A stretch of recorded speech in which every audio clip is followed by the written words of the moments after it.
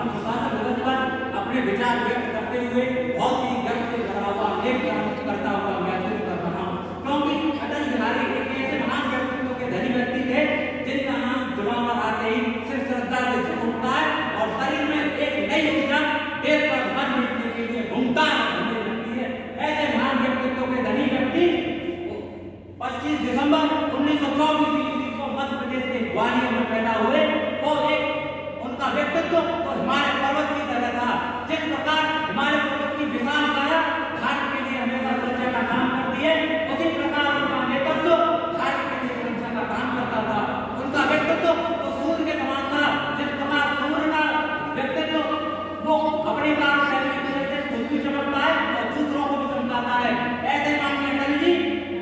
विपक्ष में रहकर वे पक्ष को भी चमकाते थे और विपक्ष को भी चमकाते थे। ऐसे व्यक्तित्व वाले धनी एक कुशल राजनेता होने के साथ साथ एक अजान मशहूर राजनीतिक थे, जिसके कारण वो 10 बार लगातार राज्यसभा लोकसभा के सांसद और 2 बार राज्यसभा के सांसद रहे। वो सबसे पहले 16 मई 1996 ईस्वी को संसद भवन में पहुंचकर प्रधानमंत्री बने। वो समय बतौर प्रधानमंत्री जब वो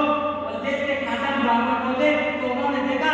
जिस अनाज को भारत के लोग बर्बाद करना चाहिए वो अनाज देश के चूहे खा रहे हैं, तो उन्होंने सोचा कि आज के बाद इस अनाज को मैं देश चूहों बनने वाला नहीं बनने दूंगा। उन्होंने वो एक योजना लेके आए, वो अपने जन्म दिवस यानी 25 दिसंबर 2000 ईस्वी को होती अंत्योदय योजना, जिसके कारण आज भी प्रति कार्ड पर 35 किलो अनाज और 2 रुपए किलो गेहूं और 3 रुपए किलो प्रति किलो के हिसाब से चावल मिल रहा है, जैसे भारत की करोड़ों आबादी लाभ ले रही है। महोदय उन्होंने पिछले भारत की पृष्ठभूमि को देखते हुए एक स्वर्णिम चंद्र योजना लेकर आए, जैसे दिल्ली बम्बई चेन्नई कोलकाता को जोड़ा, जैसे भारत बिखरा हुआ भारत एक समृद्ध और एक मुक्त भारत दिखने लगा, जैसे भारत की पृष्ठभूमि विश्व के मानचित्र पर ऐसे छप गई जैसे आज तक भारत के मानचित्र की पृष्ठभूमि फीकी नहीं पड़ सकी। महोदय उन्होंने भारत और पाकिस्तान के रिश्तों को मजबूत करने के लिए एक सेवा चलाई थी, वो थी बस सेवा, जिसका नाम था हिंद सरल, जिसमें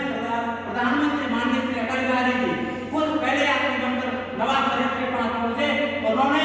इस अपनी स्वयं रचित कविता वहां सुनाई, वो थी कि भारत बात करो जी, भारत